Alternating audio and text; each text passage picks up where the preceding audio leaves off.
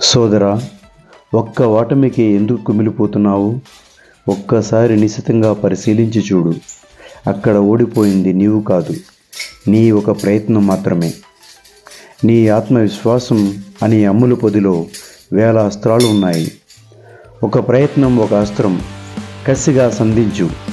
మనోబలం అనే బ్రహ్మాస్త్రం నీ చేతికి చిక్కేంత వరకు విఫలమైన ప్రతిసారి ఆత్మ పరిశీలన చేసుకుని ముందుకు సాగిపో. మరింత బలంగా. నీ విజయం తథ్యం, దానినెవరూ ఆపలేరు. ఒక్క విషయం మాత్రం బలంగా గుర్తుంచుకో, నీ ప్రయత్నమే నీ ఆయుధం, నీ లక్ష్యమే నీ జీవితం, నీ విజయమే నీ ప్రపంచం. సూర్య చవాకుల.